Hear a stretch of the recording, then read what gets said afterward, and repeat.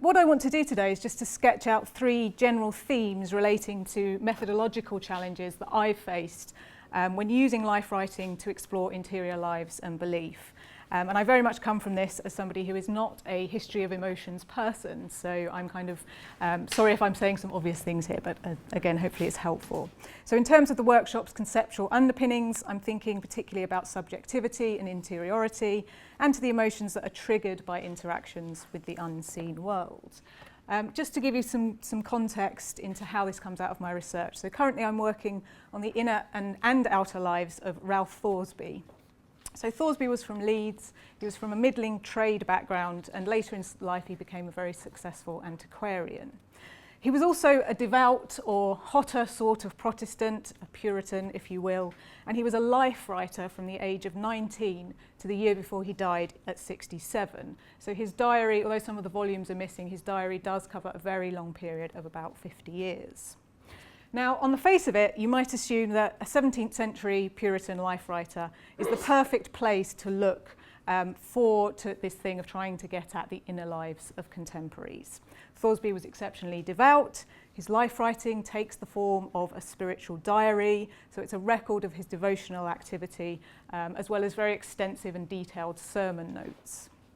Furthermore, supplementary evidence shows that Thoresby is a firm believer in the interaction between the visible and invisible worlds, and he collected narratives of supernatural encounters from his friends and acquaintances, and he was even directly involved in a haunting that a member of his family experienced. Fantastic, but, big but.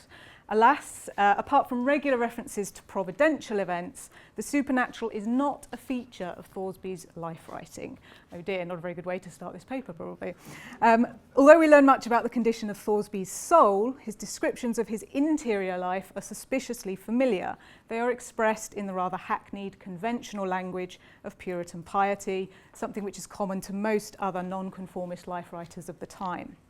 Indeed, this life writing is marked by the rehashing of biblical tropes, by the presence of prescriptive templates relating to personal piety that significantly shape the form and the content of what is found. So in the end, it often feels like there is a distressing lack of subjectivity in these supposedly most personal of documents. And we are all well aware of the danger that life writing articulates cultural discourse rather than individual values. This is particularly likely in an age when life writing is circulated amongst family and friends, and this of course provides exemplary models and creates generic conventions. So life writing has to be treated as an act of calculated performance, and this casts doubt on its capacity to provide a window into the inner lives of those that are writing.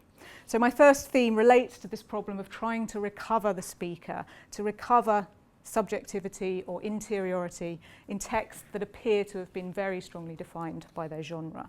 What strategies might we use to find that personal element in here? Well, whilst Thoresby's life writing must be considered a fictive text, it still represents the internalisation of cultural narratives about religious belief. So comparisons across varied examples of spiritual life writing might bring into focus distinctive features of the individual text that you're considering. So style, recurring words, images, central themes, shifts in the narrative position, silence, absence in the text might allow me to begin to recover Thoresby's own conception or projection of himself and his development over time. And indeed, when you do start to look at more examples of spiritual life writing, it's surprising how different they are. And I think early modernists might have been a bit guilty of letting the most well-known diarists cast a rather hegemonic shadow over the rest. So Ralph Jocelyn and Nehemiah Wallington, for those of you that are early modernists. But as many of you will already know, it would be a mistake to attempt to completely isolate the early modern self from the culture that produced it. So our current understanding of early modern identities is that they are shaped in relation to changing networks of interpersonal relations, and that the self is at the intersection of different sets of roles and expectations. The early modern self is an inherently social self. It is forged in relation to family, guild, corporation, faction, and congregation. So why then can't we adopt an understanding of subjectivity that emerges from connection rather than detachment, where subjectivity is relational and collective? In Thoresby's time, individuality was written through the adoption of shared public templates, and writers' identities were formulated by a process of alignment with other figures, narratives, and events. So people are seeking out sameness. Identities are created by orientation of the self to the group rather than alienation from it. So perhaps we shouldn't be too sniffy about works like Thoresby's Diary, which appear to have been strongly determined by their genre. The conventional features of a text can be interrogated, they shouldn't be dismissed. If an author finds externalities or who borrows language and template from another, finds a sense of self in doing so. So we all rely on cliché, on convention, on social expectations when we act. This is probably especially true in moments of emotional crisis. But we don't conclude that those reactions are incompatible with our individuality. So shared public templates don't create self, but are manipulated by the self. They're touchstones rather than strictly prescriptive models. So my first suggestion, it's not really groundbreaking, but perhaps we need to think carefully about the significance of the way that the individual orientates themselves to the group. Now, the fact remains that the cultural templates that Thoresby draws on in his own life writing remain problematic to me, since his understanding of the function and purpose of his writing leads to frustrating silences in the text. So Thoresby has a very strong sense of what his life writing is for, that is, spiritual reflection, and he deliberately therefore excludes many other aspects of his daily lived experience. And the result is many unsatisfying absences for the modern reader. His conception of his text doesn't include a remit to refer or consider his emotions beyond those that he experiences during public and private worship. So the life writing template that Thoresby works from excludes precisely those topics that perhaps I'm most interested in. Now, I am very fortunate in that the Thoresby archive includes other material which has allowed me to enrich my understanding of his life writing. So papers preserved by the Thoresby Society have alerted me to and directed me towards aspects of his writing that I failed to notice in isolation when you just look at the diary itself. So placed alongside Thoresby's diaries, these materials bring into relief particular preoccupations, and indeed they point me towards the subjectivity of the text. And in particular, this helps me to recognise that the supernatural and emotions are not absent from his life writing, although it might feel like it at times. So I've got an example for you here. Thoresby's archive includes a collection of manuscript sources relating to the appearances of apparitions in late 17th and early 18th century England. The narratives are collated by Thoresby, and most of them originate in and around Yorkshire, which is where Thoresby lives all of his life. They take the form of letters, written accounts, and brief memoranda. And when I was working on these accounts, I was really struck by the similarity in the types of supernatural activity that they record. So of 12 supernatural phenomena in the manuscripts, 10 of these relate to spirits that appear in the likeness of a person at the moment of their death, or they are living ghosts, that is, the likeness was seen before the death of the person that they resemble, so they kind of preempt it. Now, one of the written accounts relates to events in Ireland in 1711, and I'll just take you through it to give you a sense of what these are like. So Lady Jane Piers saw the appearance of her coachman, Edward Fielding, pass by her when she was in her chamber. Perceiving that Fielding seemed to be confused and in some disorder, Piers called out, but he didn't reply, and the coachman seemed to disappear into the gloom at the end of the chamber. Now, initially, Piers was just annoyed by Fielding's heedlessness, since it was only sometimes later that she heard Fielding had died in Dublin at 8 o'clock that day, precisely the moment that she had impossibly seen the coachman walking in her chamber more than 90 miles away. So this is very typical of the descriptions of apparitions that appear in this collection. Now, this coherence seemed to me to be significant, and this was then confirmed when I turned to other parts of Thoresby's archive. For Thoresby exhibits an interest in prognostication in both his life writing and in an appendix of unusual accidents that he included at the end of his History of Leeds, which was published in 1715. So there, Thoresby included 2 cases where people seemed to gain prophetic knowledge of a friend's death at the moment that it took place. So with this in mind, I returned to the diary and I began to think about the origins of Thoresby's preoccupation with moment of death ghosts. And I think that the preoccupation can be found, or the origins can be found, in his father's death in 1679 when Thoresby was 21. Now, John Thoresby died very suddenly in the night, being found dead upon his knees and face on the bed the next morning.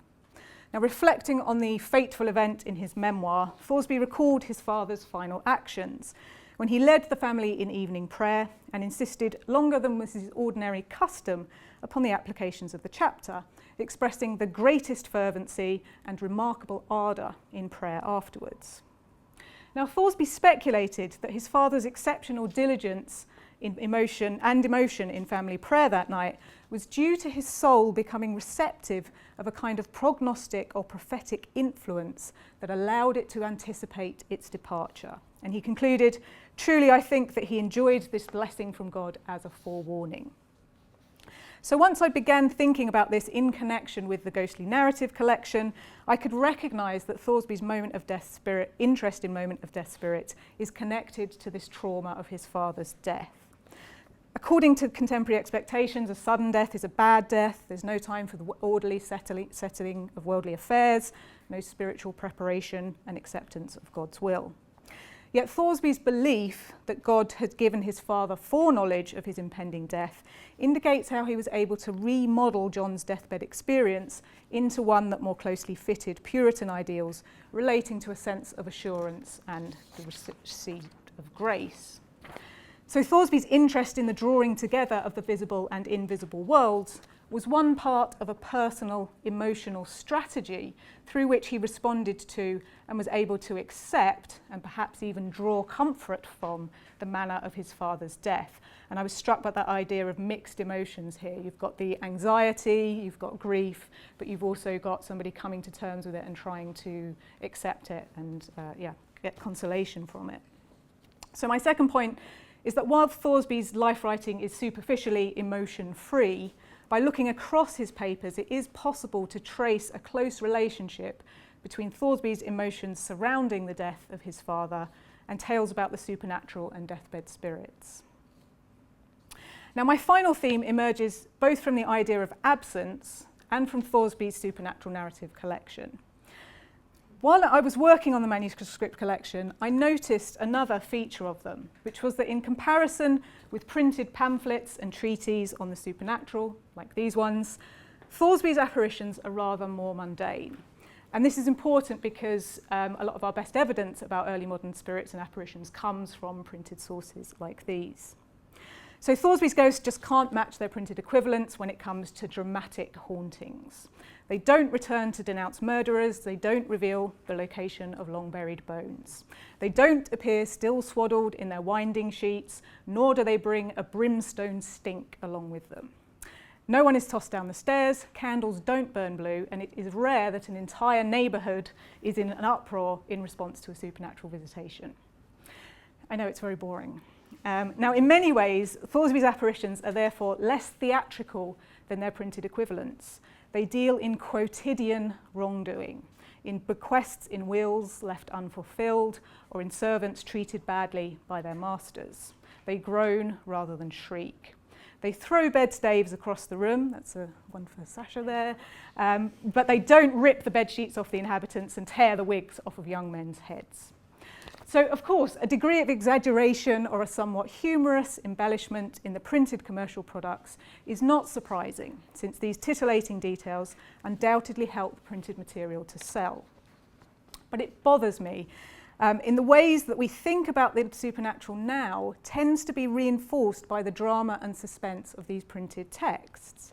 We expect the supernatural to trigger extreme emotional responses, to be met with wide-eyed terror, and when we don't, or when it isn't, we consider this to be a deficiency of our sources, so we understand it as an absence in the sources. But perhaps we should give more credence to the fact that the early modern supernatural was more mundane in the way that it was actually experienced, so rather than when it was sold and read about. After all, this is a society where interaction between the invisible and visible worlds was a given. It was an everyday fact of life. So my final thought is that we should be careful about our own expectations when we're looking at historical emotional responses to the supernatural, and not let our own preoccupations about those responses cloud our perception of what is actually to be found. Thank you very much.